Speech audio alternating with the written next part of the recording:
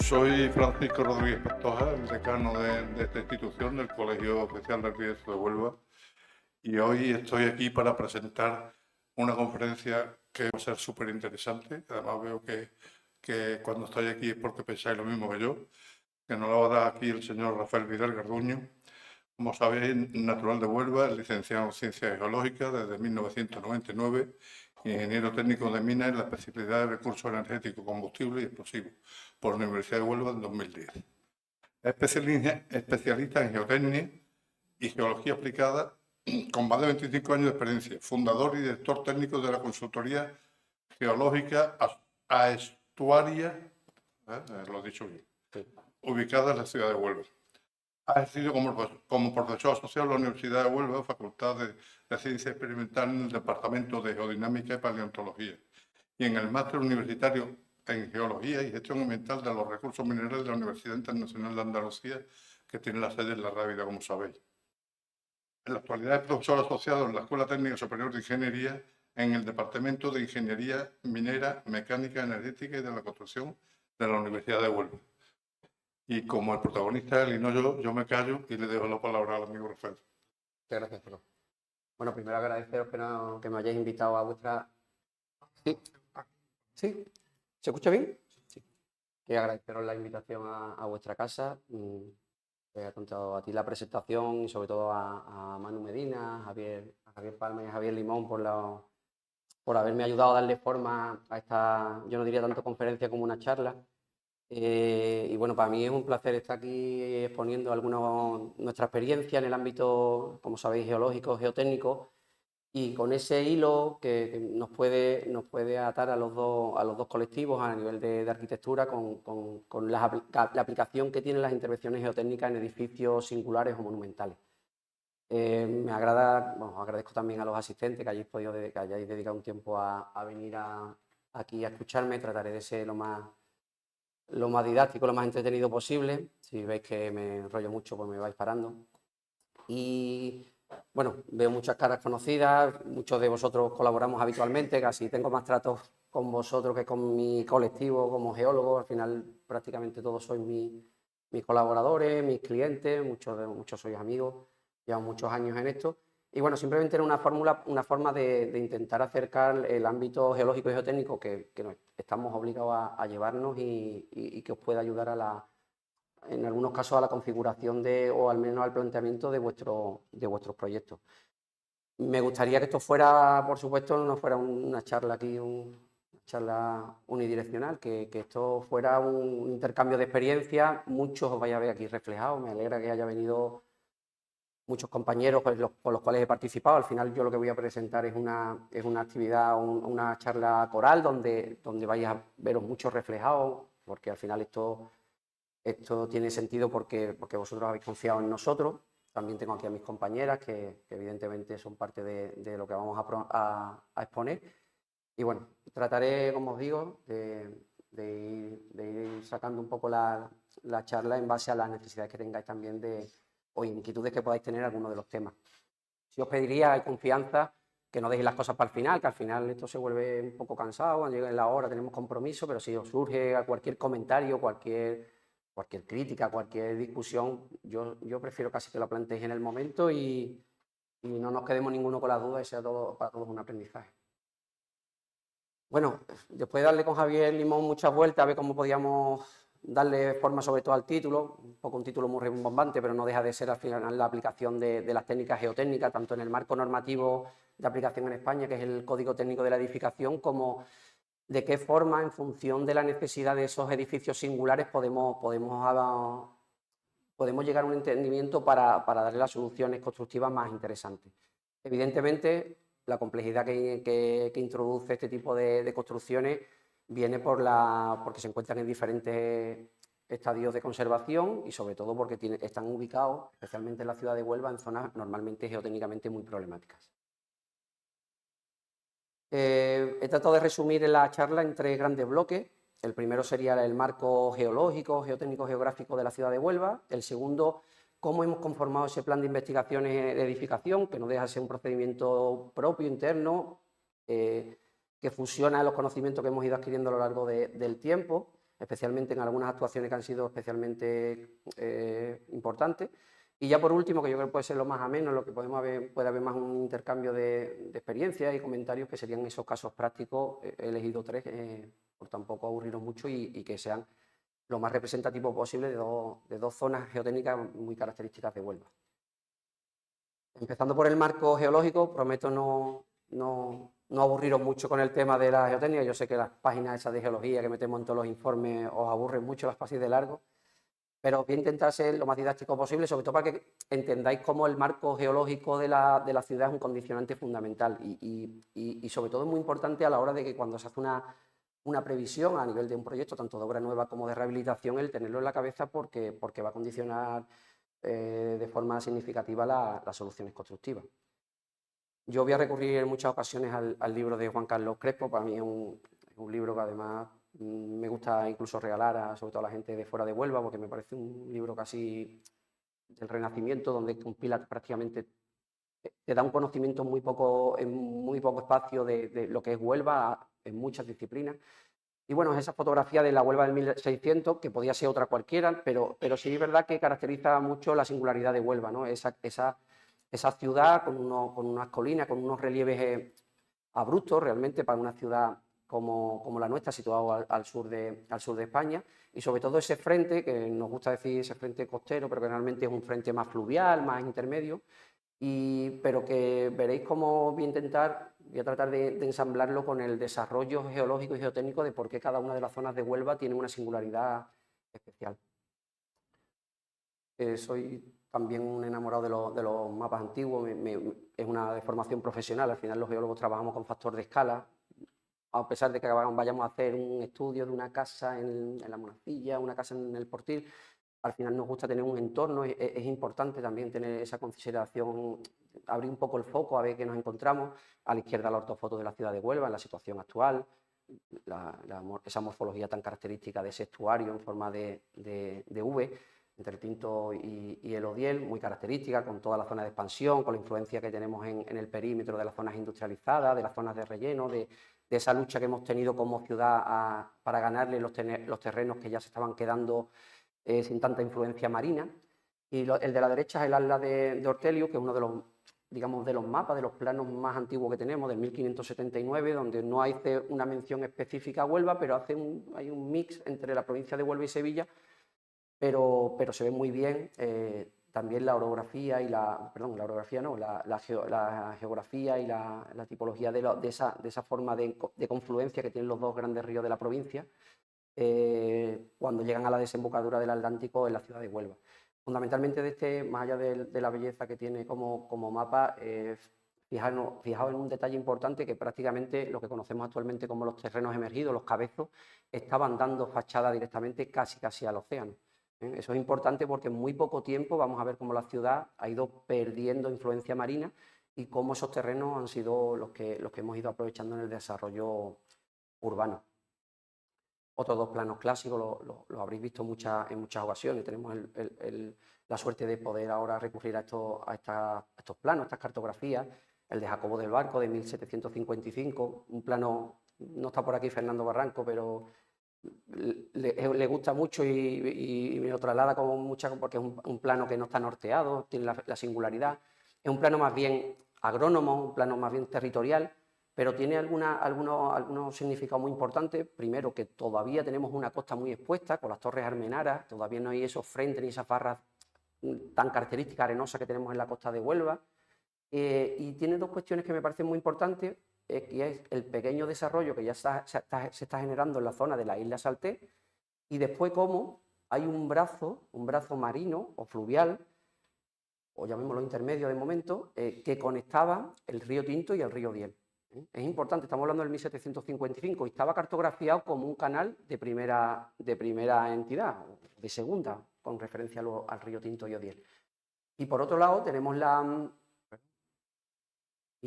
la derecha ya tenemos un plano de una escala más ajustada, más callejero, donde ya empezamos a ver la singularidad de la ciudad, ya tenemos las calles, esa distribución orográfica que adaptaba a esa forma que tenemos casi digital de la ciudad, donde el centro de esa mano serían los cabezos y cómo Los canales en épocas de lluvia iban recorriendo la ciudad de las zonas altas a las zonas bajas, generando unos depósitos de aluviales a modo de abanicos, que eran zonas que se iban recuperando, fértiles para las plantaciones.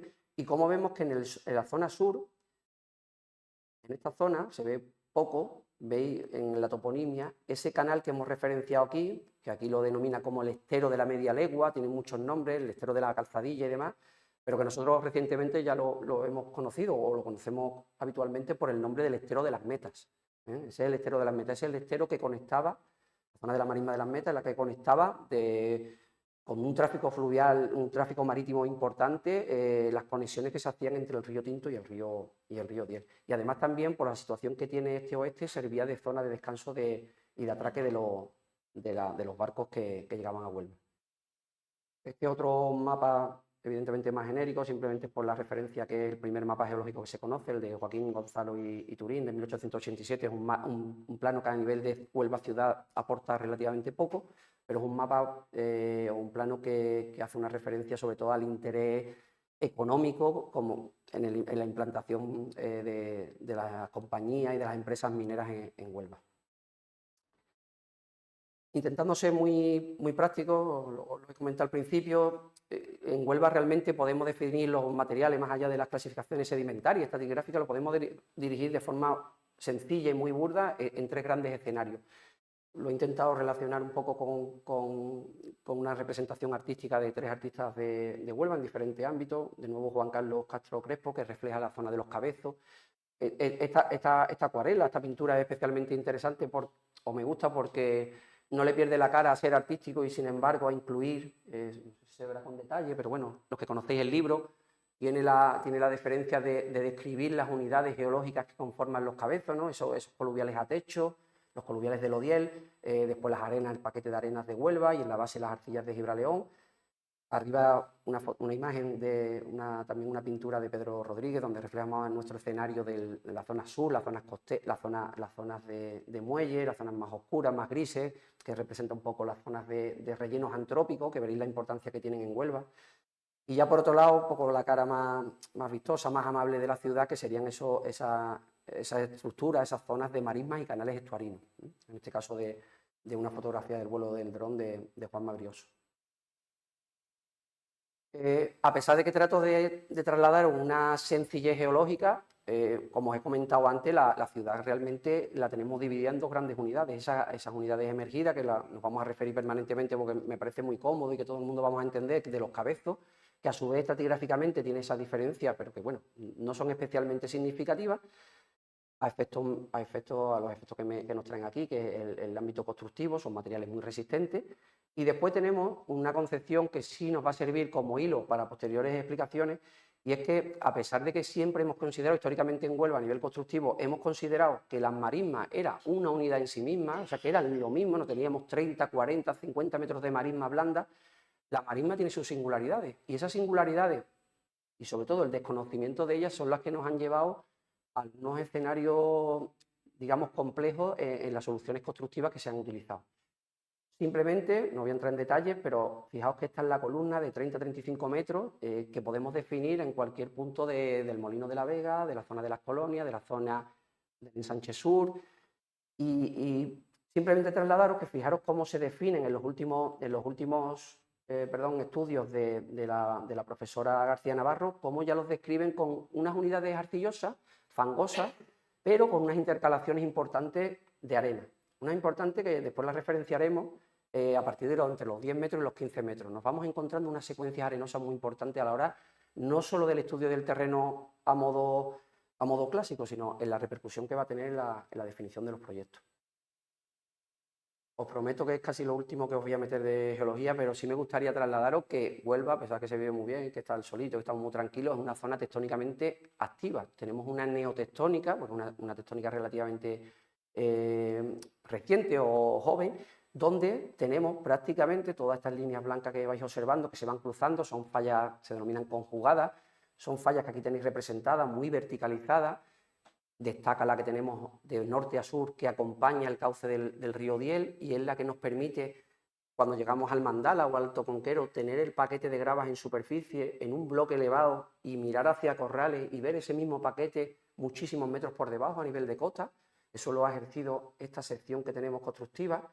Y sobre todo me gustaría trasladaros, para los que no lo sepáis, que simplemente tenemos una forma de cuenca. La forma de las marismas, las zonas que han recubierto todos los materiales, las rocas jurásicas que tenemos en profundidad, por debajo de los 2 kilómetros, ese basamento que tenemos aquí de color azul y esa cuña que se genera, que se denomina como sedimentos neógenos del Guadalquivir, que son todos estos materiales recientes, no tienen el mismo espesor a lo largo de la provincia de Huelva, perdón, a lo largo de la ciudad de Huelva, especialmente en una sección norte-sur.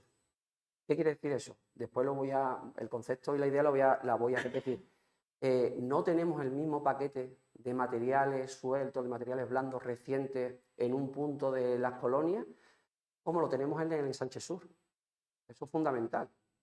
Parece que es una cuestión meramente teórica, una cuestión meramente didáctica, pero realmente tiene mucha importancia y lo vamos a ver a continuación.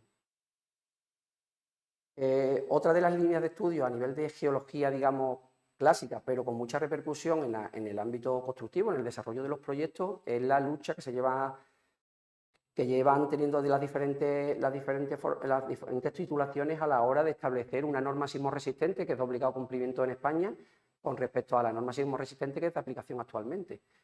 Actualmente, como sabéis, recurrimos a unas tablas donde cada ciudad o cada municipio tiene asignada una aceleración sísmica de cálculo y un K. Eso realmente es una simplificación realmente costosa para todos, porque evidentemente no tenemos las mismas respuestas sísmicas y no deberíamos diseñar nuestros edificios, o no deberíais diseñar los edificios de la misma forma si está, insisto, en el Alto del Conquero, así se van a diseñar en el Sánchez Sur. Y realmente la connotación a efectos de normativa, de catálogo, sería casi la misma. Entonces, la tendencia, tanto a nivel nacional como a nivel europeo, es lo que se denomina la microzonación sísmica. Y para ello se está invirtiendo mucho dinero y muchos recursos en determinar cómo se están comportando las ondas sísmicas en las diferentes poblaciones, en concreto en la de Huelva. Simplemente detallaros que una de las referencias que tenéis aquí como colombino está hecha en las parcelas del ensanche sur, donde se puede ver que prácticamente tenemos 200, 300 metros de profundidad hasta que alcanzamos la zona de basamento firme, y sin embargo, si nos movemos en la zona...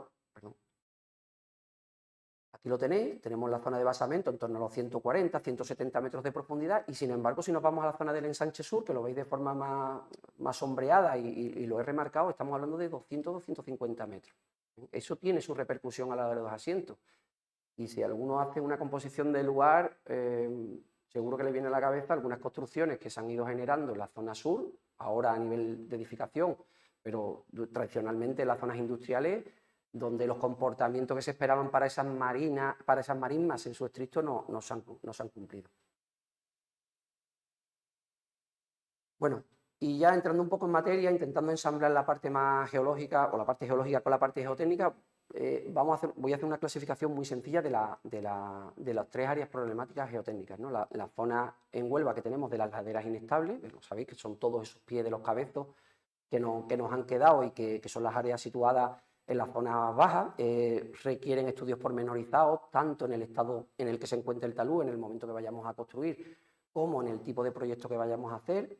No solo basta con el estudio geotécnico prescriptivo según código técnico, tenemos que añadirle un análisis de la estabilidad global del talud.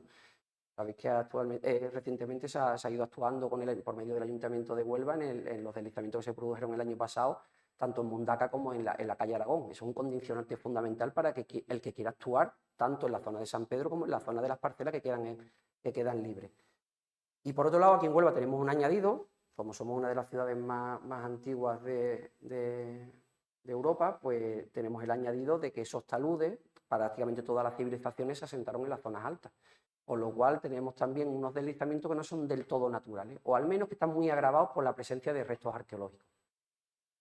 Esta parte no la voy a tocar porque prácticamente pediría casi una charla, una exposición casi completa, entonces nos vamos a centrar en las dos que puedan tener más repercusión geotécnica en el día a día.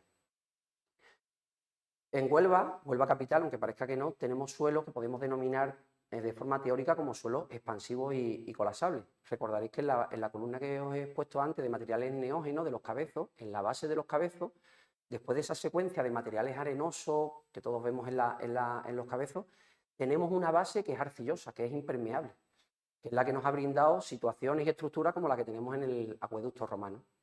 El acueducto romano, la fuente vieja, al final se fundamenta en un paquete drenante poroso que tiene capacidad de almacenamiento de agua, que encuentra una base impermeable a la altura del borde que denominamos de la orden de las colonias, y al encontrar ese nivel impermeable aflora a modo de manantial. Ese es el concepto geológico que utilizaron los romanos a la hora del diseño de ese tipo de estructura para poder aportar agua dulce a las zonas bajas de la ciudad, es la que por otro lado nos genera una problemática importante a la hora de, como os digo, de suelos con potencial expansivo y por ende colapsable. La suerte es que afloran en zonas muy escasas de la ciudad, fundamentalmente en la antigua carretera de Gibraleón, en la parte de la barriada de la Orden y zona de la Cinta. Tenemos ese registro de arcillas en la zona de las áreas hospitalarias, fundamentalmente en el Juan Ramón Jiménez y Infanta Elena, aunque tienen ciertas particularidades. Y después fundamentalmente en la carretera de Montija, ya dirección cementerio, y esa extensión al punto crítico de la provincia, que sería la zona de Trigueros, Gibraleón y Beas. Entonces, como la tenemos muy limitada dentro del ámbito de la ciudad, veréis que los problemas que tenemos o que habréis tenido con arcillas expansivas son muy limitados, pero sí vamos a sacar un par de ejemplos para que veáis a ver cómo se comportan y las soluciones que se les han brindado. Recordad que siempre el tema de los suelos expansivos y colapsables están directamente e inevitablemente condicionados por la hidrología y por los ciclos pluviométricos. Y por extensión y por problemática, sin duda, los suelos blandos de marisma, ¿no? Los suelos, lo que denominamos como suelos blandos de marisma, que realmente es un compendio entre los suelos de marisma estrictos y lo que se denominan como canales estuarinos. Todas esas zonas bajas de la ciudad que, a partir de la transgresión flandiense, que dejó la línea de costa tal como la conocemos ahora, hace 4.500 años, y han sido esa lucha que hemos tenido como ciudad para ganarle esos terrenos a las zonas inundables. Geotécnicamente se denominan como suelos muy blandos, saturados, altamente compresibles, no tienen potencial expansivo y presentan variaciones que pueden rondar dentro de la ciudad entre los 30 y los 45 metros. Bueno, hay una simple representación gráfica, el punteado rojo es la zona con potencial arcilloso, de expansividad, las zonas amarillas las relacionadas con los relieves positivos, que los tenemos muy ceñidos a los reductos que nos quedan de cabezos, más esa zona de, digamos, alta, porque ya no se le pueden denominar cabezos en el área del campus del Carmen y de la zona del Torrejón, y la zona del punteado azul es la que referencia sobre el plano de Bosch Montoro, del compañero que hizo el trabajo de investigación, donde están las zonas blandas o potencialmente colapsables.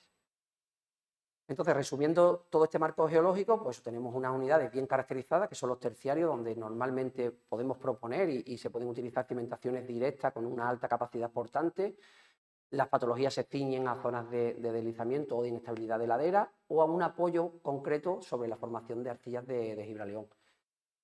Las zonas de marisma, pues nos pasa todo lo contrario. Hemos tenido una tan escasa producción científica y tan poca investigación en ese área, con esa consideración genérica de la que toda la marisma era igual, que prácticamente el desarrollo técnico de cómo se están comportando esas arcillas prácticamente es de andar por casa, lo tenemos muy poco desarrollado. Y bueno, es imprescindible en cada zona determinar el perfil estratigráfico y geotécnico y sobre todo intentar, que es donde llevaré después la charla, intentar aportar a los conocimientos geotécnicos y en vuestro caso de proyecto la intervención de otras disciplinas afines. Esto que le hemos dado por llamar, como podríamos haberlo llamado de otra forma, un plan de investigación de edificios singulares, no es ni más ni menos de un procedimiento para esa geotecnia normativa que tenemos que cumplir, que se aplica normalmente en edificación nueva, pero llevada a edificios que normalmente plantean unas necesidades muy concretas.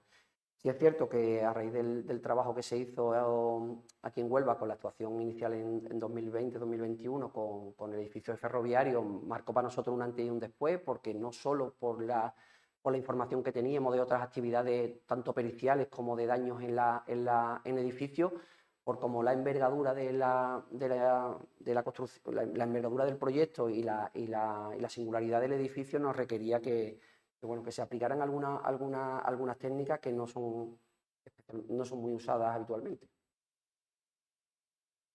Bueno, el planteamiento que nosotros hacemos es, primero, normalmente cuando nos encontramos una parcela o un terreno donde se va a edificar una construcción nueva, lo normal, una vez que se hace el encargo, es proceder con la campaña geotécnica al uso. Si te corresponden 5 sondeos, 5 penetrómetros, pues actúas y listo. En este caso es mucho más interesante y económicamente más viable el hecho de pararse a tener un análisis del estado del arte de cada disciplina. Veremos en los casos prácticos cómo el hecho de plantearte, analizar en qué situación están disciplinas que nos pueden aportar mucha información, fundamentalmente en el ámbito histórico-arqueológico, en el ámbito arquitectónico, de qué antecedentes tenemos en la zona a nivel de cimentación, de cómo se han ido resolviendo esos problemas y sobre todo de técnicas no estrictamente geotécnicas, pero sí vinculadas con la geología, en el ámbito sedimentológico, estratigráfico, tectónico, como hemos visto, nos van a aportar mucha información y nos van a permitir afinar mucho más el disparo. Lo fundamental de este procedimiento, fasear. De nada sirve arrancar con la campaña, desarrollarla, terminarla y lanzar el informe como hacemos en obra nueva. Es que no sirve de nada porque probablemente, una vez que analicemos los resultados, nos encontremos que en algún momento podíamos haber parado y haber recapitulado y haber generado un procedimiento distinto o haber destinado unas pruebas que no eran las originalmente planteadas. Entonces, la importancia de la base documental, pruebas diagnósticas de la edificación y la campaña geotécnica en senso estricto, porque estaríamos obligados al cumplimiento normativo. Entonces, en el desarrollo habitual de observación, análisis, evaluación, ensayo, interpretación y actuación de obra nueva, la singularidad que introducimos en este tipo de edificios, que una vez que hemos empezado a ensayar y hemos realizado una interpretación en consenso con los redactores del proyecto y con los otros actores, es importante reevaluar. Después lo veremos en algunos de los casos cómo ha sido fundamental a la hora de poder hacer las pruebas adecuadas a las necesidades que tenía el proyecto. Y ya una vez que lo tenemos visto, pues intentar llegar a actuar en caso de que los proyectos cuajen. Y bueno, creo que voy bien de tiempo, anómalamente bien, porque en las pruebas habéis de un poco de madre, pero bueno, yo prefiero casi que nos centremos un poco en los casos prácticos, que al final son los que pueden generar más interés. Los casos prácticos realmente tienen nombre y apellido. De hecho, creo que salvo uno, tengo la suerte de que los que habéis participado, que habéis redactado los proyectos y nos habéis contado con nosotros, estáis aquí, con lo cual pues, todavía mejor, porque así me podéis discutir cualquier cuestión, me podéis tirar de las orejas.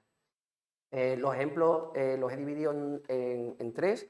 El primero es el Colegio Príncipe de España, que está en la barriada de Las Colonias, un edificio en 1969, un edificio relativamente antiguo, con la singularidad que está apoyada sobre arcilla expansiva colapsable.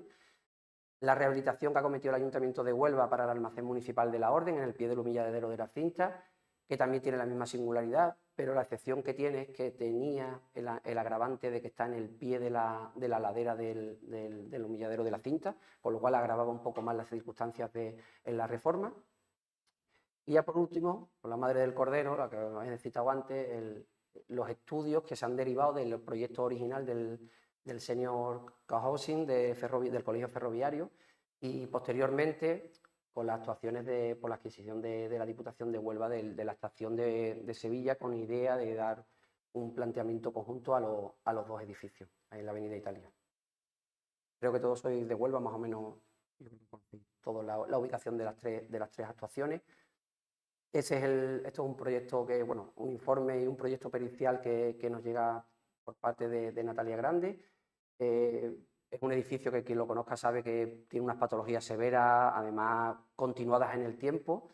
La situación que tiene ya apunta a que la situación va a ser compleja y, como os digo, es una ubicación sobre una plataforma relativamente horizontal donde se ha excavado en el cabezo y donde el edificio se sitúa prácticamente embebido en esas laderas sin control hidrogeológico y con algunos condicionantes adicionales, como son el hecho de que tenemos un punto de aliviadero, de lo que podría ser un punto de evacuación de agua de ese acueducto romano, similar a lo que ahora vemos en la Fuente Vieja, y que drena directamente por la vaguada del cabezo hasta llegar al propio edificio.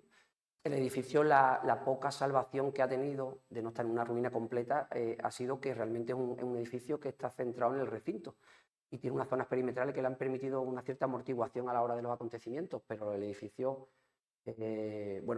Constructivamente está cimentado por Zapata, primer error a la hora del apoyo de las cimentaciones en arcillas con potencial expansivo.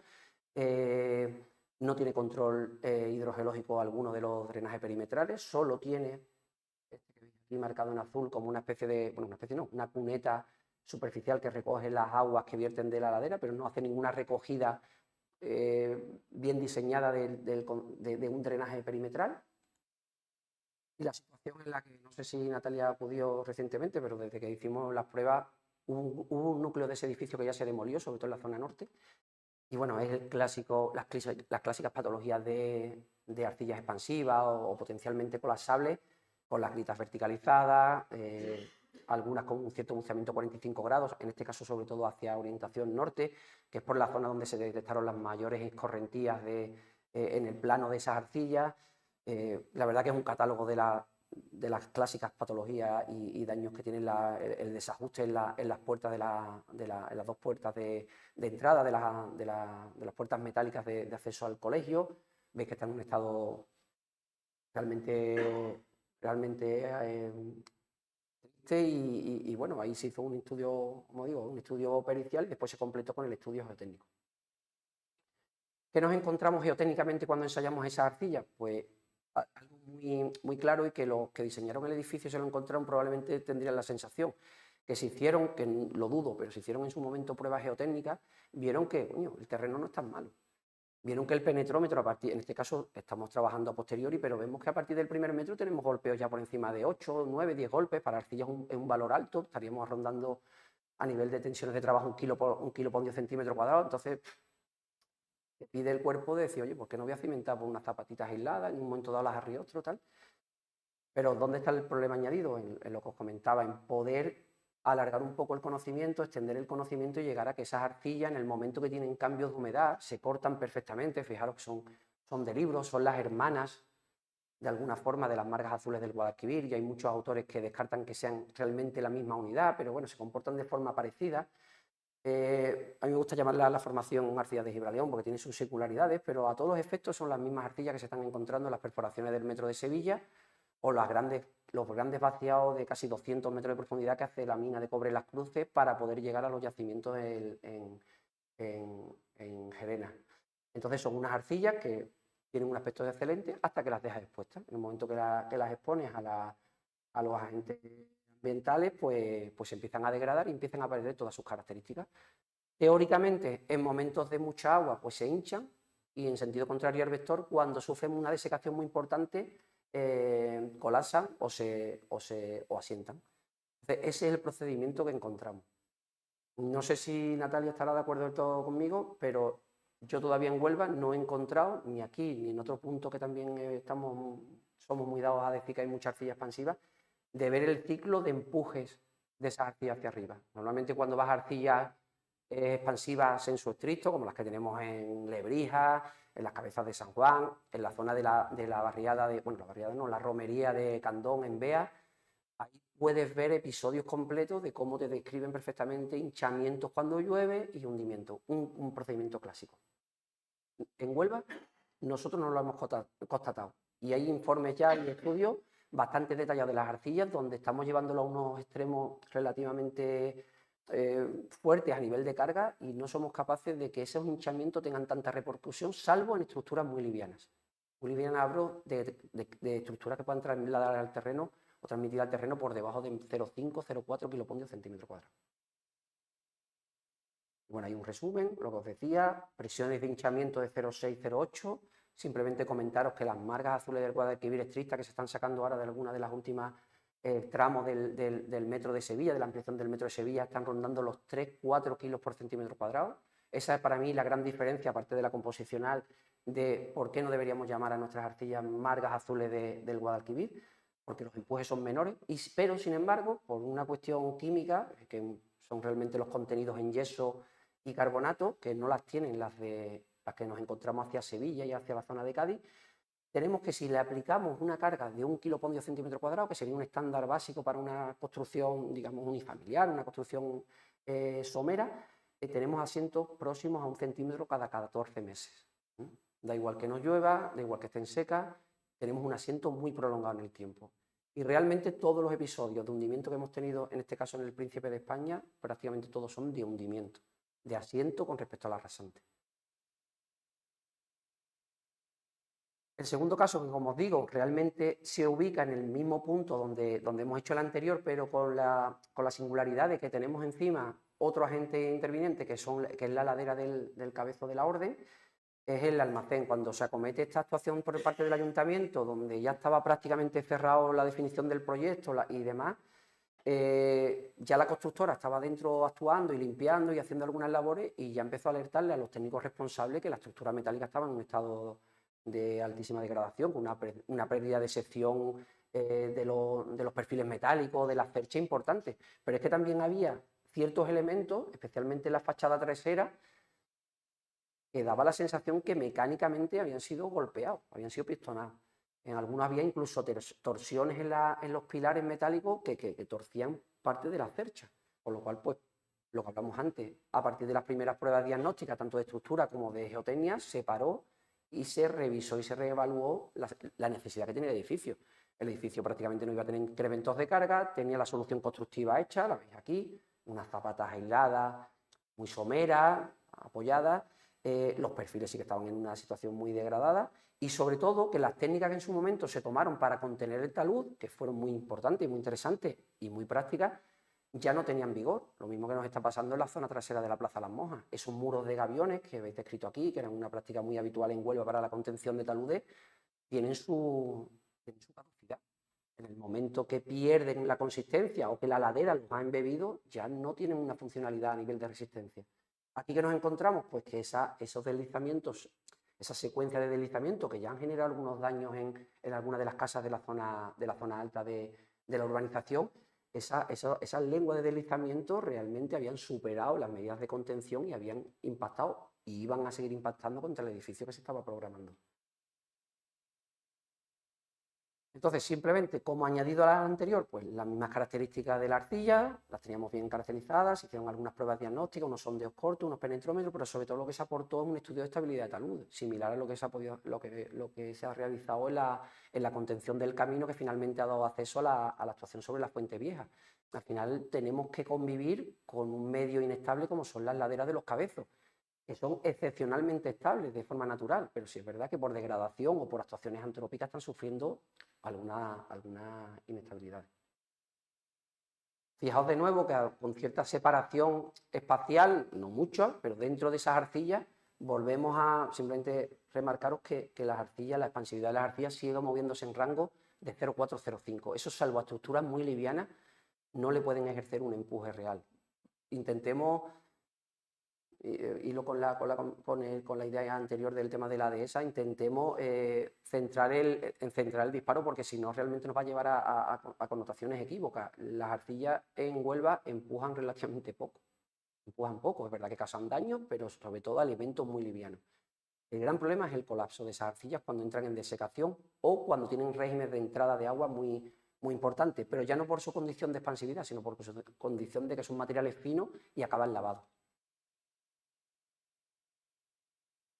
Aparte de la singularidad que os decía de la arcilla expansiva y de la problemática de los taludes, lo bueno que ha tenido también esta obra es que ha llegado a buen puerto, ¿no? Al final hemos podido observar todo aquello que el papel lo aguanta, ¿no? que tú lo propones teóricamente, pero lo vemos, ¿no? Y aquí ya también referencio esa necesidad o esa importancia de decir, oye, que en las disciplinas complementarias, como puede ser la parte arqueológica o la parte cartográfica clásica, ¿qué nos está aportando de esa ladera? Pues si nos vamos a las comparativas de las ortofotos, es una ladera que ha estado en permanente movimiento. Era la carretera de Gibraleón, sabéis que ahí estaban las fábricas de ladrillo, porque se utilizaba este material como elemento constituyente de la fábrica. Y ha sido una ladera que ha estado viva siempre, que ha generado mucho movimiento.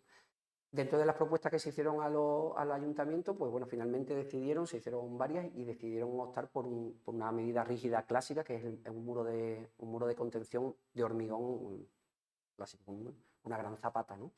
Con un relleno en el trasdosado para recoger las aguas y poderlas drenar y poder tener la garantía de que voy a condicionar un edificio, que me voy a gastar un dinero en el edificio y por lo menos la estabilidad global está garantizada. Y a modo de anécdota, lo que os comentaba, la repercusión más allá de los geotécnicos, sin gastar más dinero y sin mucho más y sin mucho más desgaste de recursos, es que una tontería como la supervisión y aportarle alguna de las arcillas plásticas, que como os digo se ven pocas en Huelva y la universidad cuando las está analizando normalmente tira de unas muestras muy antiguas o que las tiene que coger de forma precaria en los pies de los cabezos de la zona de Pérez Galdós, que hay un pequeño afloramiento, pudieron llevarse o pudimos llevarles muestras sanas y vimos uno de los condicionantes que os comentaba antes. Esto que veis aquí, que no sé si se ve con mucha claridad, son vetas de yeso. Son fundamentales a la hora del entendimiento, de entender las circunstancias en las que se da. Habitualmente la presencia, cuanto mayor presencia de sales, a modo de yeso, a modo de carbonato, tienen esas arcillas, es un efecto tampón a la hora de esa expansividad. Sería un poco la línea de explicación de por qué no son tan expansivas como las que tenemos, digamos coloquialmente, en la zona de Sevilla o la zona norte de Cádiz. ¿Por qué? Porque al final es el relleno de la cuenca del Guadalquivir. La cuenca del Guadalquivir fue un relleno, digamos, global generalizado, pero no es lo mismo las aguas que entraban y los sedimentos que aportaba un frente marino como el que teníamos en Huelva con el que ya llegaba a la altura de Sevilla, que había una influencia fluvial mucho más importante, ¿no? Bueno, pues eso se derivó, la colaboración con la universidad, y entiendo que ellos generarán conocimiento para la sociedad que pues, se quedará en un artículo, en una publicación, con un título que prácticamente será poco atractivo, pero que realmente tiene una repercusión también a nivel constructivo. Y bueno, realmente cuando hablé en la primera ocasión con Manu, con qué propuesta podíamos hacer a la hora de venir a la charla, realmente el grueso de la charla o la matriz de la charla iba a ser el cómo se había actuado a efectos evidentemente geotécnicos en el desarrollo del caso del edificio protegido, cuando Manuel Ángel tuvimos la fortuna de que nos encargara el estudio geotécnico y del proyecto original del señor Cohousing. A raíz de ahí desarrollamos esto que os he explicado anteriormente, también dimos algunas nociones de cómo habíamos afrontado, desarrollamos un artículo científico en compañía de Bárbara Medina y de los profesores de la Universidad Juan Antonio Morales, catedrático de la Escuela en Sedimentología y Encarnación García Navarro, que es la que se está ocupando ahora del ámbito más, digamos, más geotécnico de la facultad. Lo presentamos al Congreso de agosto del año pasado en Lisboa, y tuvimos la suerte de que nos lo aceptaran. Sinceramente no es el artículo, estuvimos allí evidentemente, no fue el artículo que más muestras tenía, no tenía un atractivo a nivel de que hubiéramos hecho unas técnicas especialmente novedosas, pero lo que sí nos reconocieron los editores y los responsables del curso era que les parecía interesante esa permeabilidad que habíamos tenido con otras disciplinas y que realmente no se fuera a hacer el estudio geotécnico establecido sensu estricto y que hubiera una cierta ósmosis con respecto a las otras disciplinas. Somos, por eso, pensaba que iba a haber alguien de fuera, pero bueno, la ubicación del colegio ferroviario la tenéis todo es un edificio muy singular, un edificio que está en la marca en nuestra retina, porque habitualmente pasamos por allí, siempre lo vemos, lo hemos visto ahí como en una situación de una degradación un poco triste, ¿no? La marco ahí dentro de la ortofoto, simplemente, todos lo conocéis, porque...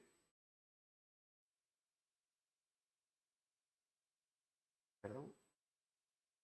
La marco ahí en la foto porque ya me he referido a esa zona anteriormente. Esa zona no es cualquiera de Huelva. Esa zona, en el plano de Jacobo del Barco de 1755, ya vimos cómo estaba.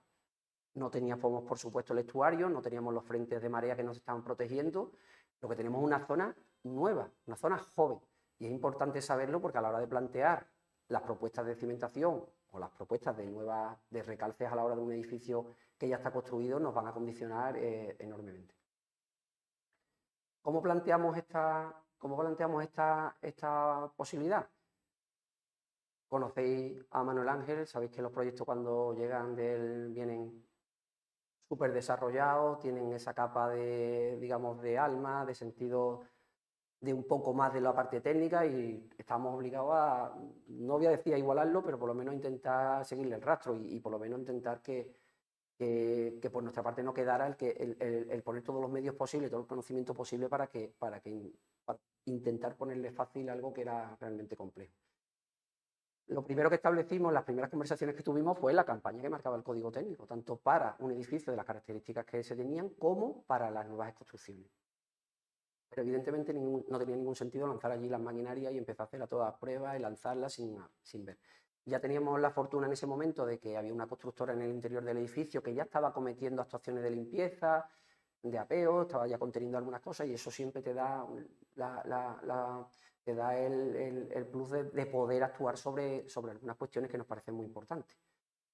Lo que os comentaba antes, la metodología de trabajo establecida por fase, no se entendía de otra forma, ejecutar, comentar, evaluar y continuar con la campaña. Y por último, unas conclusiones. Aspectos geotécnicos. ¿Cuáles eran los inconvenientes? Realmente lo hemos hablado muchas veces y lo hablo con muchos de vosotros. Realmente a nivel geotécnico, si no tuviéramos un cumplimiento de normativa de código técnico, la mayoría de las zonas de Huelva están conocidas, una población muy pequeña. Prácticamente de memoria, después de 20, 25 años trabajando, prácticamente os podría decir, tanto nosotros como cualquier empresa de geotécnica os podría decir lo que os vais a encontrar casi con toda fiabilidad. Pero este no era un proyecto al uso, es un proyecto bastante peculiar. Estamos hablando de que no solo el tipo de edificio, sino quién lo había construido, el gremio de los ferroviarios, que es un gremio que estaba muy acostumbrado a hacer obras de envergadura, en zonas muy delicadas, que se encargan, que venían con la herencia de haberse encargado de generar la gran estructura que ordenó la ciudad, que fue el ferrocarril minero que se estableció este-oeste y que cortó esa ciudad a la altura de una estructura morfológica que hemos visto antes importante de primer orden, como era el caño del estero de la meta. Entonces, para nosotros, ¿dónde estaba la problemática? La problemática estaba en el subsuelo del edificio. ¿Qué tipología? ¿Cómo habían hecho ese edificio? La cimentación la íbamos a descubrir tarde o temprano, pero teníamos la duda, o al menos el anhelo, de que estos señores que trabajaban mucho en obra civil hubieran hecho una mejora relativamente densa, porque lo que teníamos ahí realmente era una zona de marisma muy reciente y unos vertidos antrópicos, fundamentalmente del desmonte, como sabéis, de Los Cabezos, y algunas partes que también se reforzaron con los dragados de 1914 y 1920, porque eran mucho más económicos, estaban más cerca y eran más fáciles de aportar que el desmonte de Los Cabezos. Por otro lado, el terreno natural era tan homogéneo, ya teníamos los conocimientos previos sobre todo de la parte más científica de la escuela de la Universidad de la Facultad de Geología, donde ya nos estaban diciendo que, oye, la marisma no es tan continua como tú crees. Eso no es tan marisma como la que podemos encontrar en el norte de Holanda, nos podemos encontrar en Algeciras. Aquí tenemos unos canales mareales que tienen sus condicionantes, que ahí normalmente la energía del cauce es mucho mayor y lo que va a arrastrar es una granulometría mucho mayor, que no es ni más ni menos que eso. Las llanuras posicionales de marisma son muy calmas, son muy densas y es la que nos da esos materiales finos que habéis visto en las arcillas de Gibraleón. Lo que nos estamos encontrando en algunas zonas son rellenos de caños mareales donde la energía es tal, que ahora lo veréis, ha sido capaz a lo largo de la historia de arrastrar incluso mobiliario. En las épocas de los grandes acontecimientos catastróficos que sufrió Huelva, como el tsunami derivado del terremoto de 1755. Entonces, vamos a ver cómo de homogéneo ese suelo. Por otro lado, la cimentación del edificio y la mejora del terreno, si en caso de que lo hubiera, eso era tarde o temprano nos iba a llegar la noticia. Y después, por un lado, los recalces que podían ser necesarios para estabilizar la estructura del colegio ferroviario y las nuevas soluciones de cimentación para el programa nuevo que planteaba el proyecto del equipo de Manuel Ángel. Si lo diferenciamos en 3 fases, las fases fueron la compilación y análisis de la información existente, que como os digo, ya con el proyecto venía muy trabajado, venían ya el levantamiento de las estructuras, se había hecho una catalogación de patologías, teníamos la posibilidad de describir qué cimentación íbamos a tener, ya se estaban haciendo labores de demolición. Y ahora, después lo que se hizo fue conformar un equipo interdisciplinar con la incorporación de arqueólogos, sedimentólogos y topografía y cartografía. Esto al final no dejó de ser la constitución de charlas con amigos, muchos de ellos que son muy punteros tanto en la provincia tanto en Huelva como fuera de ella en sus disciplinas de trabajo. Fundamentalmente colaboramos con Javier Bermejo, que es la persona que encabeza ahora el heredero de Juan Campos, el que cabeza el ámbito arqueológico en la Universidad de Huelva, que tiene muchísimos estudios de la ciudad, de muchos entornos, pero en concreto de la ciudad de Huelva, de cómo ha ido evolucionando, de qué criterio tanto geológico como arqueológico ha ido generando la ciudad que conocemos actualmente. Evidentemente toda la parte cartográfica, histórica, contando con Fernando Barranco y su compañero Enrique, y en sedimentología con los compañeros que he comentado antes, ¿no? con Encarnación García Navarro y con Juan Antonio Morales. En paralelo o en segunda fase, el inventario y descripción de las patologías, que ahora la veremos, un poco más de detalle, y lo que os comentaba antes, la importancia de antes de acometer la campaña geotécnica estricta, de inspeccionar cómo están los elementos, ¿no? Podemos llegar al punto, hemos tenido hace un año la intervención en el mercado de abastos, también con una figura de protección en Úbeda, y nos lanzaron una campaña geotécnica que era temeraria. Se perforaba en el interior del edificio, se descubrían las zapatas, sin conocimiento alguno previo de en qué situación estaba. Es que llegamos a un enfermo casi, vamos a decir, terminal, para cometer unas intervenciones muy severas, en muchos casos destructivas. Y por último, la campaña geotécnica que estaba diseñada. Pero, y lo pongo en la primera posición de forma voluntaria, porque creo que en este tipo de actuaciones es fundamental que apostemos por la geofísica. Sé que es una técnica que, sobre todo en el ámbito ingenieril, sobre todo en la ingeniería de minas, es una técnica muy antigua, está muy extendida, pero es verdad que en arquitectura, en edificación es más complicada de introducir. Somos muchos los que anhelábamos que cuando saliera el código técnico se introdujera como lo que es una gran técnica geotécnica a nivel de definición, sobre todo porque no es destructiva y nos permite con diferentes técnicas atender a una superficie bastante amplia, y sin embargo pues se ha quedado en un segundo o tercer plano y es complicado, ¿eh? Aquí vuelvo a agradecer a Manuel Ángel que fuera receptivo a esa propuesta, porque nos dio muchísima información y la vais a ver ahora. Reitero, aquí tenemos otro plano de 1862, donde se vuelve a ver el caño de las Metas, ese que unía la zona sur de Huelva entre los dos ríos. Y si afinamos un poco, la situación de nuestro edificio y por extensión del edificio el edificio de la estación de Huelva Térmico, está colocado ahí. Ya en el mapa de Francisco de Coello ya había estructuras urbanas relativamente consolidada. Tiene una plaza de toros y tiene los diques, que después veréis que tomaron el nombre y fueron muy importantes. Y fijaos cómo lo que aquí denomina como el caño de las Metas o estero de las Metas, que es este brazo que veis aquí, que también lo llama el de la marisma de la Calzadilla, utilizando la toponimia que tenemos un poco más hacia el este, aquí en esta zona, esta marisma, aquí es donde se está ubicando nuestras estructuras. Entonces es importante tenerlo en cuenta, porque lo que teníamos no es una marisma al uso, ya teníamos un caño cualquiera como el que hemos visto en las fotos de marisma del Odiel, teníamos un caño importante.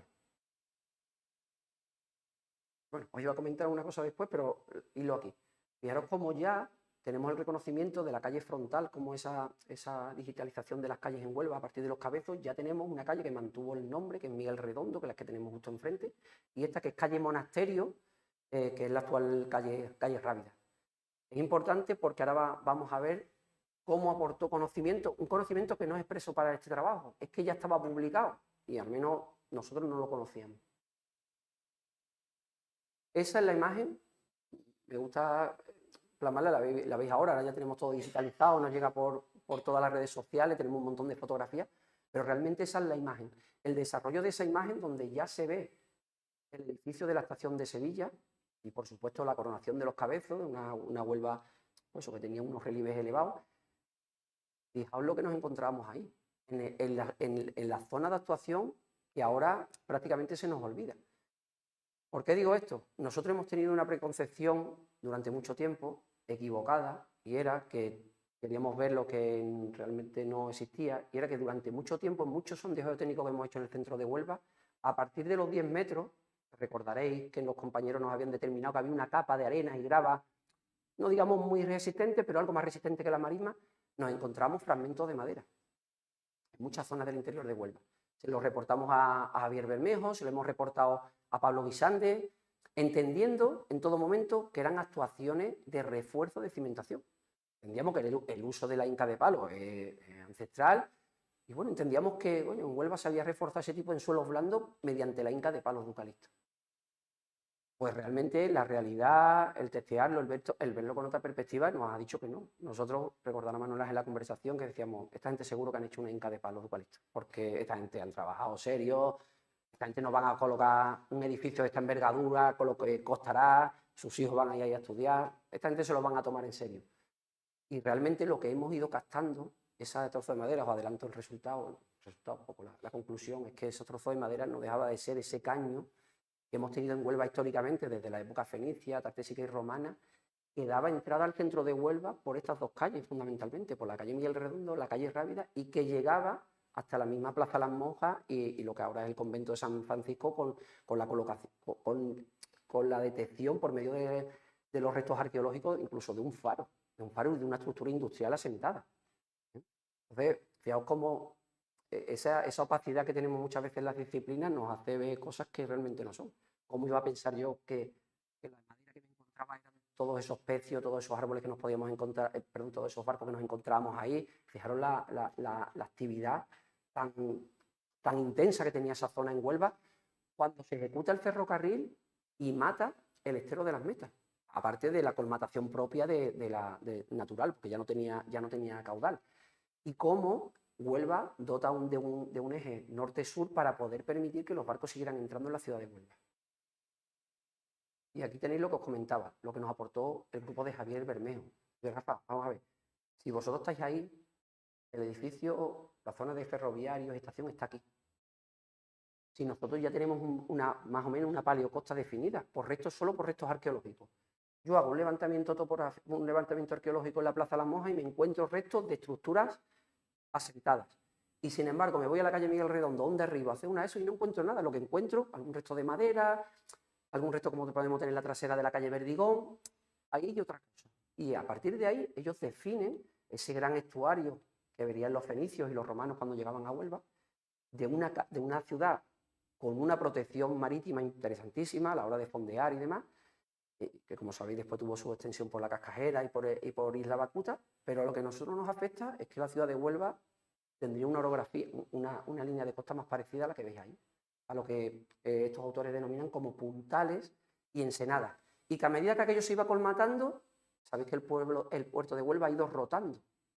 Hemos conocido diferentes puertos y diferentes posiciones en función del dragado que hemos tenido. Ese ha sido el gran condicionante, que nos encontramos en una fase de colmatación que ha obligado al ser humano a ir desarrollando y a ir buscando zonas con mayor escala. Entonces ahí teníamos, por un lado, el interés de conocimiento, que ya teníamos más claro que era de dónde era la madera esa que nos íbamos encontrando, y por otro lado el triste descubrimiento de que no teníamos mejora bajo la edificación. Tampoco le hace falta el edificio, que el edificio pues, está bien hecho. Entonces, ya una vez descrito un canal que sí estaba bien cartografiado, como era el canal histórico de las Metas, sabemos que existe un ramal histórico norte-sur, que era el que introducía, que os comentaba antes, que introducía la zona de costa o la zona fluvial con respecto al centro de la ciudad. Y de eso hay constatación sedimentológica y hay constatación arqueológica. Eso está reforzado por dos disciplinas. Los arqueólogos ya tienen registro antrópico en los diferentes estratos, con lo cual pueden ir zonando las épocas en las que se lo iban encontrando a lo largo de ese canal en un eje norte-sur. Y lo que está claro que es una zona fuertemente impactada en la ciudad de Huelva, ¿no? Y sobre todo en las actuaciones ya cuando empieza la actuación británica de finales del XIX y principios del siglo XX. La segunda pata donde nos apoyamos, por deformación profesional, pues evidentemente la sedimentología.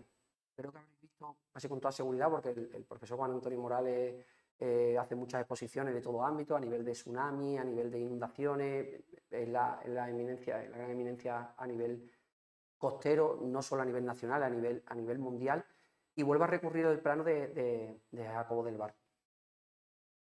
Pero he cometido aquí un sacrilegio y lo he norteado, como dice Fernando. ¿Por qué? Porque nos resulta más sencillo a la hora de intuirlo. Volvemos a ver el caño de las Metas. ¿Qué se encuentran los sedimentólogos cuando han hecho diferentes secuencias de la creación, de la sedimentación reciente que tiene el estuario de Huelva, en concreto en este caso del Odiel? Pues que no es una marisma al uso clásica. No tenemos esa continuidad de paquete, os repito, como en la costa que tenemos en el Mar del Norte, en las zonas de Dinamarca, la zona de Holanda. Aquí lo que tenemos es una secuencia deposicional muy severa.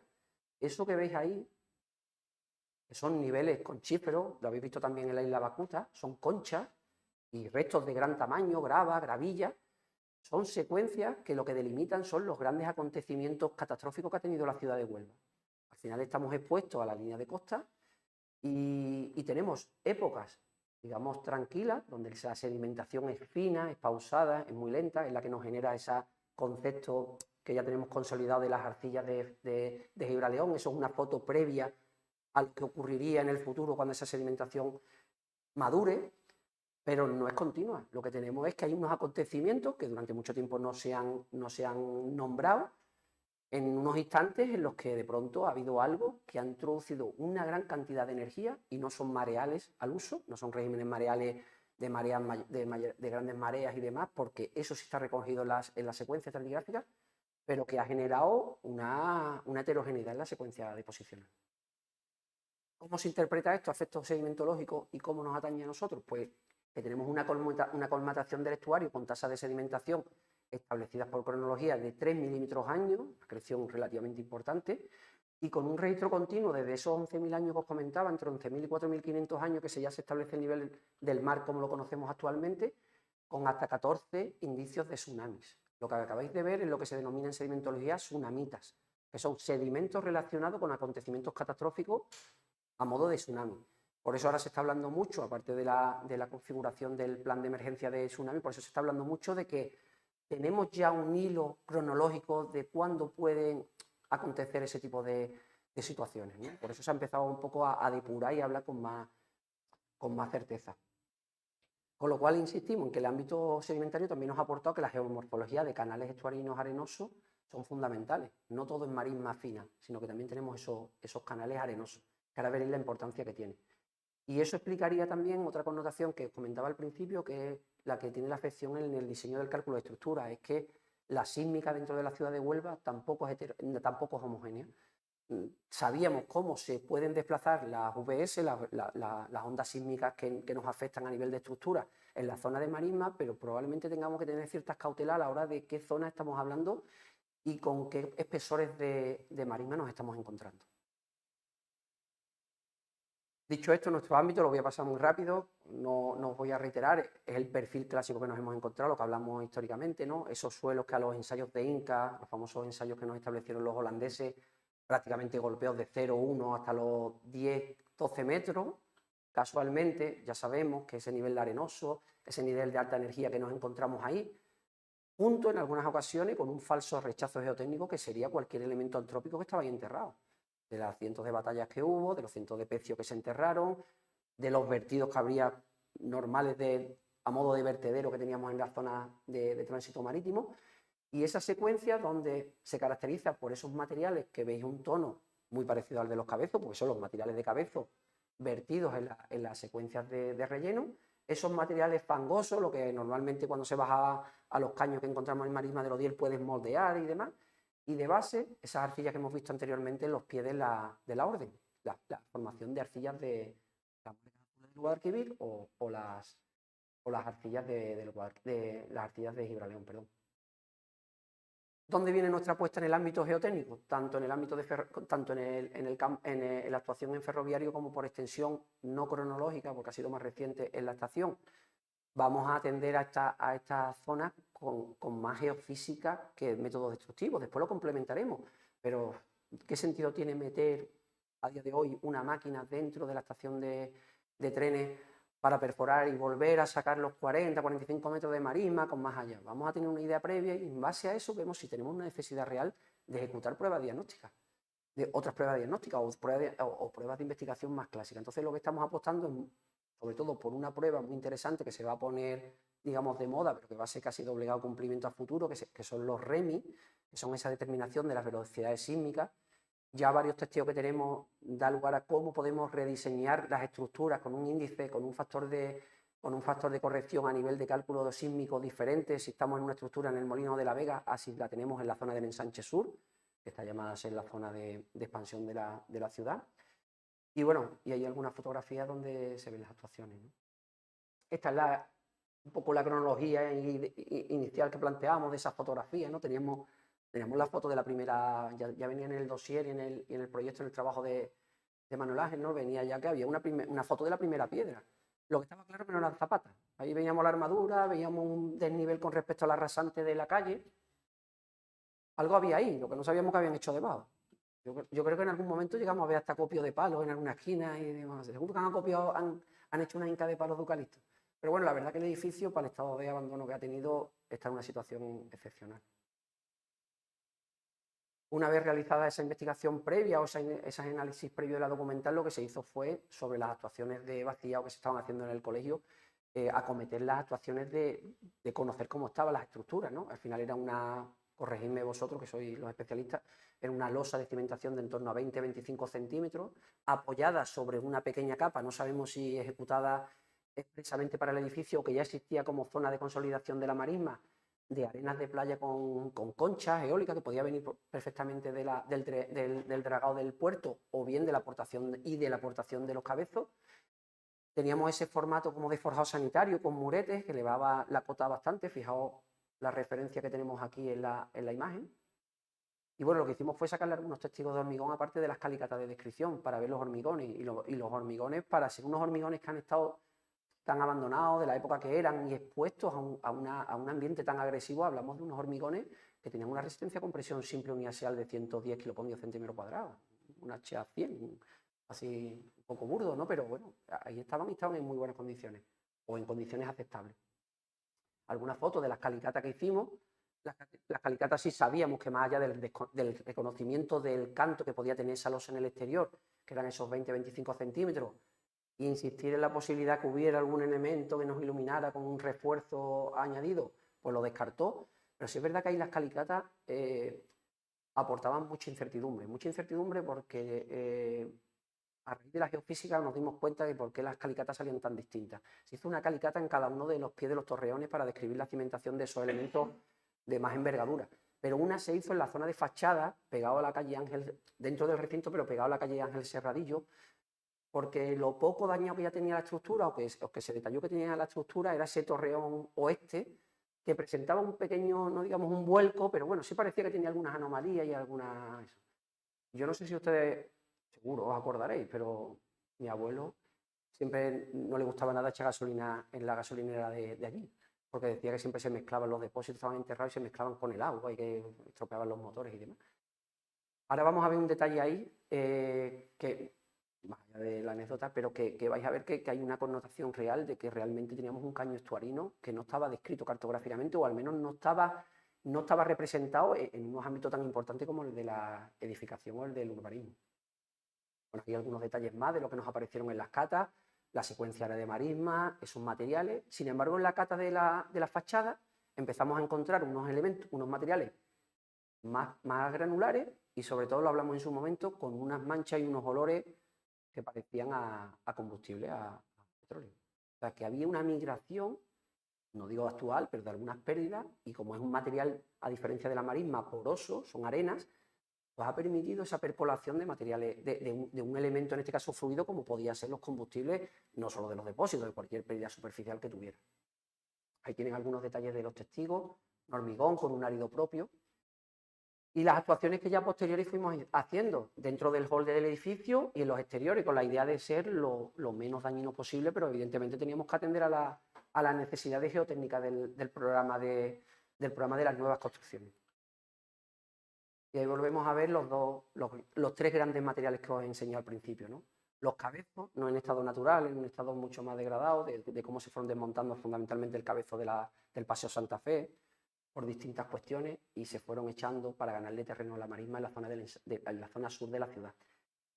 Solo hay que ver la coloración, que ese material no es in situ. Después tenemos esos fangos que prácticamente son amorfos, se sacan de los testigos por muy inalterado que lo quiera generar, pierde la deformación, están altamente saturados, tienen la influencia de los regímenes marinos. Y después tenemos este material que cuando se corta en una sección fresca es un material muy atractivo, que son las arcillas o las margas. A la derecha vuelvo a mezclar cronológicamente las actuaciones. En la parte trasera de la estación de tren, la única actuación que se hizo, digamos, destructiva o que se ha hecho en la estación de tren por el momento ha sido los dos sondeos que se han hecho en la parte trasera, la zona de los andenes, la zona de la vía del tren y la geofísica que se ha hecho en fachada, un perfil largo en fachada. Muy interesante, no se lo puedo decir, pero lo hubiera regalado realmente porque era un perfil que me interesaba mucho para darle continuidad al estudio que habíamos hecho antes. Cerraba ese ámbito completo para tener una información completa del perfil y otros perfiles transversales al edificio por ver qué tenemos debajo.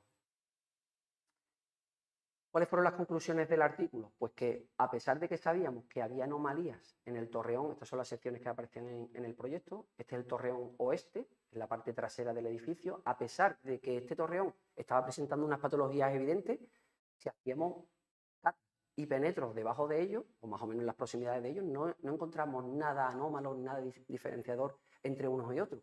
Y también se hizo una prueba que es expresamente la que la normativa establece, que es el CPTU, que es una prueba que se denomina un piezocono, que es la prueba específica para suelos de marisma. Es un ensayo que es un penetrómetro, pero por presión, con lo cual quitamos ese sesgo que tiene el golpeo y la fricción, y va generando unos ensayos de disipación muy precisos. Y fijaros cómo se ajustan perfectamente ese tramo blando a lo mismo que nos encontramos en los penetrómetros, con lo cual no teníamos a priori nada diferente a lo establecido para que justificara esas patologías.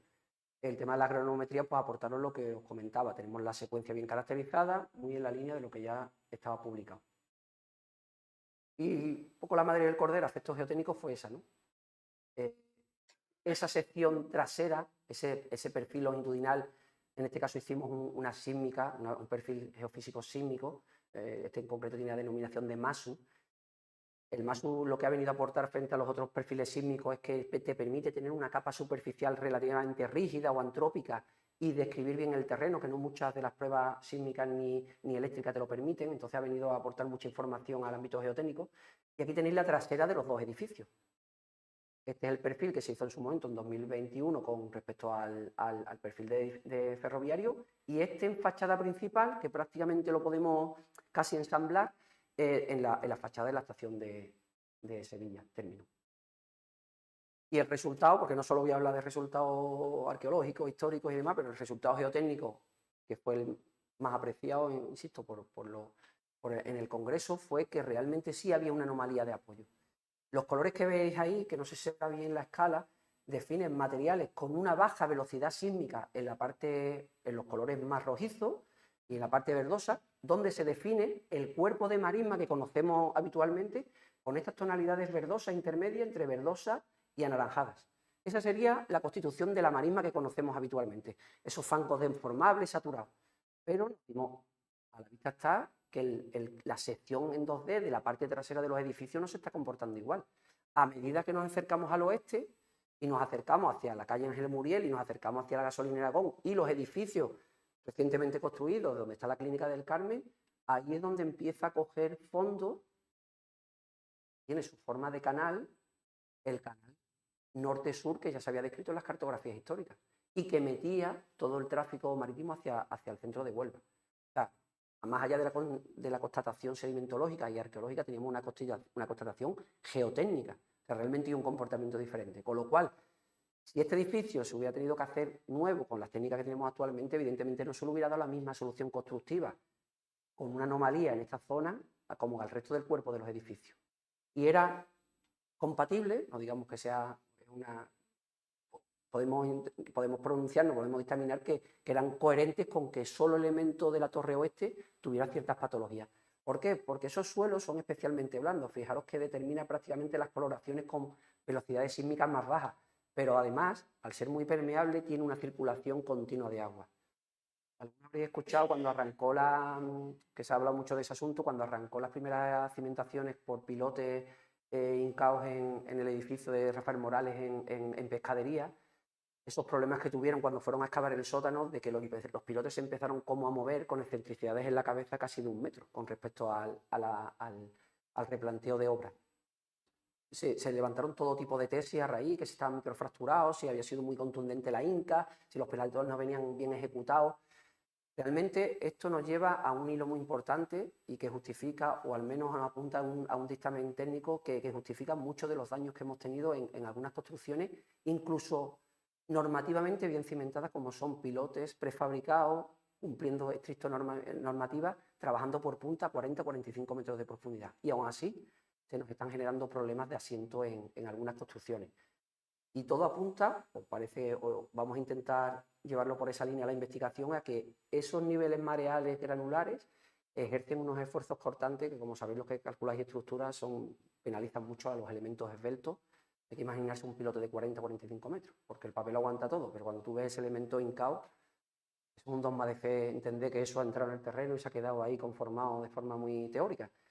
Pues todo apunta a que parece que puede haber, que puede estar muy relacionado con esos primeros tramos donde puede haber una cizalla en los pilotes y puede generar algún fallo estructural. Y bueno, el resumen es un poco lo que os he plasmado antes, ¿no? En la tipología de los rellenos, pues teníamos unos rellenos de 50 centímetros, unos 50, teníamos una base de secuencias granulares, perdón, de secuencias de fangos blandos y el fondo, la base de las marcas azules del Guadalquivir. La homogeneidad del sustrato natural tenemos claro que está descartada, importantes cambios laterales con esos lentejones, especialmente en este caso centrado en el paleocanal relacionado con la calle Ángel Saladillo y edificios aledaños.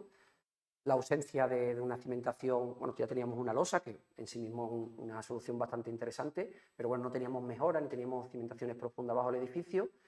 La cimentación que hemos descrito anteriormente de los Armada con unos muretes, unos forjados sanitarios, que las patologías relacionadas pueden estar vinculadas con los apoyos heterogéneos de las estructuras en el sustrato y bueno, la propuesta en su momento fue pues del recalce mediante micropilote, que es lo más garantista, y la ejecución de muros, pantallas y pilotes para las estructuras nuevas. Y ya como resumen técnico, pues lo que os comentaba, ¿no? Esa importancia que tenemos a la hora de diseñar, o que entiendo que debéis tener a la hora de diseñar los proyectos, de hacer un marco cartográfico general de cómo estaba la Huelva de no hace tanto tiempo. Porque nos va a permitir poder no tomar cierta licencia en las zonas que estaban consolidadas históricamente, las zonas ensenadas, donde prácticamente se han asentado todas las civilizaciones, no iban a gastar medios en cimentaciones en zonas especialmente delicadas cuando tenían zonas con unas altas resistencias en la construcción. La importancia que tiene que entiendo que tiene en este tipo de proyectos, en los que tenemos algunos medios, algunos recursos más interesantes a nivel económico para la actuación de pruebas geofísicas, confiad en ellas, que son técnicas súper depuradas, que en el ámbito minero están a un nivel, prácticamente nadie hace investigación minera sin haber hecho antes geofísica, y está un poco implantada en la edificación. Y bueno, que el desarrollo sobre todo va a atender a nivel científico, a nivel tanto científico como técnico, en un desarrollo de una microzonación de planos específicos de las condiciones sísmicas de cada municipio, ¿no? Y ahora estamos trabajando en Ayamonte, en Isla Cristina, en zonas con alta problemática, y entiendo que será las opciones de futuro.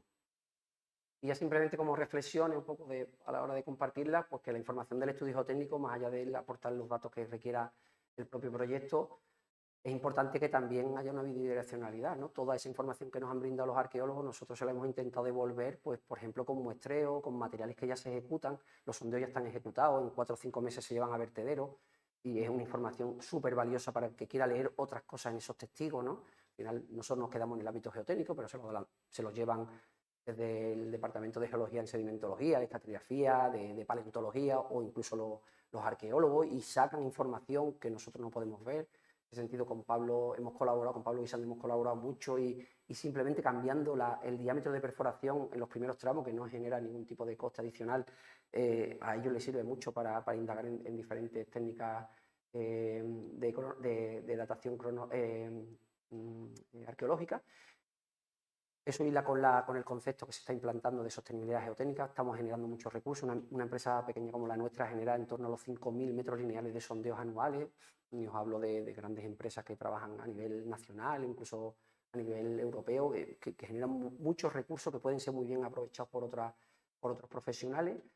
Y sobre todo que esta información al final, en cierto modo lo estamos haciendo aquí, se ponga en valor en foros públicos. Al final esto no tiene ningún sentido que nosotros nos quedemos en petit comité y ahora mañana vaya a arrancar alguien con un proyecto, por ejemplo en el ensanche sur, y vaya a ciegas pensando que con los pilotes a 40 o 45 metros está todo salvado, y a lo mejor no hablamos de técnicas mucho más profundas, más costosas, a lo mejor hablamos de darle un poco de sentido común y de aplicación a los criterios que tenemos.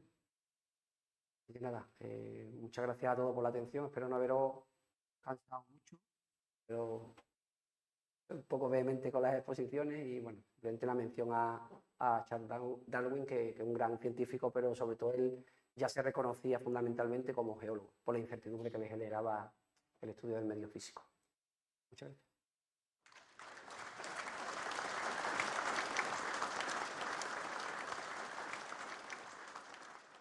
Bueno, si os parece, podemos abrir una ronda de preguntas ahora, porque yo creo que más de uno nos habrá quedado algo que queráis preguntar o alguna duda, sí que, o algo que queramos. Ha sido muy interesante, Rafa, sobre todo esa nueva percepción de las nuevas técnicas, y yo creo que aquí a más de uno nos puede interesar. Si alguien quiere hacer alguna consulta o preguntar por el plano ese que apareció de Huelva. Algo me tendré que equivocar, ¿no? Me tendré yo. Decir, Sí, yo lo comentaba, yo le tuve que dar forma a esa constitución de equipo multidisciplinar porque al final había que presentarlo en un entorno científico, pero al final es café en el Armaní con Fernando a ver qué había por aquí o si se acordaba de alguien, hablando de algunos temas de cimentación, a nivel arqueológico, pues la grandísima información que tienen de la ciudad de Huelva, que muchas veces nos parece que son disciplinas como muy clásicas, muy teóricas, pero que tienen muchísima aplicación y sobre todo que tienen un ámbito de investigación y desarrollo muy importante. Que tenemos un entorno que es terrible, quiero decir, lo que has explicado y que afecta a los edificios catalogados y que hemos vivido muy de cerca, ¿no? Y que te devuelvo, digamos, el agradecimiento por el contacto, porque es un placer aprender contigo y con todas las cosas que hemos hecho, ¿no? Yo tenía el proyecto muy definido, como tú dices, el tema del ferroviario, pero tú venías a ampliar todo eso que es necesario hacer en rehabilitación. Pero yo quisiera trasladarlo a ese otro problema que tenemos, que estamos viendo, de cómo estamos cimentando en Huelva en general. Hablas de la zona, por ejemplo, que ahora de 13 plantas que se va a construir. Yo creo que los métodos que llevamos haciendo de siempre y que han funcionado, yo no sé por qué, igual que el ferroviario, podríamos decir que en esos pilotes de Inca que vamos barrenando con 12 metros y unimos, eso cómo ha funcionado, ¿no? Pues hoy cuestionaríamos de que hayan funcionado, ¿no? Y no sabemos cómo hacerlo. Nos hemos enfrentado en edificios, en el molino este de Alfredo Lince, ¿no? Sí. Que digo, oye, esto sigue planteándose un pilotaje normal de barrena cada 12 metros, porque Alfonso decía así. Y todo eso hay que ponerlo en cuestión, ¿eh? Al final trabajamos mucho por inercia. A mí tú todo lo que me ha dado es miedo, como digo. Bueno, yo los más que me quedan por hablar y por... que estamos en un estado de, digamos, de conocimiento muy amplio. Lo único que al final muchas veces cambiar el paso de entender que, bueno, se le pueden dar vueltas, lo hemos hablado en muchas ocasiones, se le pueden dar muchas vueltas a cosas porque además yo debería venir aquí a contaros porque la necesidad de hacer muchos metros de sondeo, encargar muchos geotécnicos, pero no, tampoco quiero trasladar esa idea, pero la idea de que todo lo que lleva mucha envergadura de cimentación funciona mejor, ¿no? Tenemos el caso que lo plasmamos ahí y tuve la fortuna o de fortuna que saltó un técnico del FEDES que había venido a Huelva a ver qué había pasado con la plaza monumental que se hundió en la zona del campo de fútbol del Recre, y el tío se había dedicado a aquello y le llamó la atención lo que os comentaba antes, que no había publicaciones. O sea, yo, vamos, si alguien la tiene, yo estoy encantado de recepcionarla. Nadie sabe qué le pasó a la Plaza de Toros. Y hundimiento sistemático, no sé qué. De hecho, si lo metéis en ChatGPT o alguna guía, se inventa una solución y cuando le dices, ¿qué estás hablando? Ostras, pues sí, pues no tengo información. Pero cuando lo trasladamos allí, ustedes ya había venido aquí a investigar esos suelos blandos. Fundamentalmente por la impronta de la industria, que la industria tiene unas superestructuras ahí colocadas. Y sin embargo, en las últimas ampliaciones se les han quedado pilotes, a pesar de tener esos 40, 50 metros de marisma, se les han quedado la mitad de los pilotes expuestos. No eran capaces de hincarlos más. ¿Qué sentido tiene seguir diseñando para ciertas estructuras pilotes de 45 metros o 40 metros percutidos que a lo mejor en su momento fueron muy novedosos, pero que a lo mejor ahora no nos aporta nada? Yo recuerdo, y lo recordaréis, cuando empezaron el boom de la edificación en Huelva y las OCT y empezó a implantarse las perforaciones aquí con la empresa de Matamoros, de los pilotes, de Tenis Rock, que ellos trajeron de la mano de Calconsa esa solución, digamos, a los modos bálsamo de filabra, de losa pilotada que traía jaramillo, de una rehabilitación que se implantó, las OCT lo aceptaron y a día de hoy no tenemos un bagaje de patología especialmente vinculado con esas soluciones constructivas. O sea, han funcionado. Y la realidad es que economizaron las actuaciones y están del lado de la seguridad. Otras, con pilota a 45 metros, ahí los tenemos.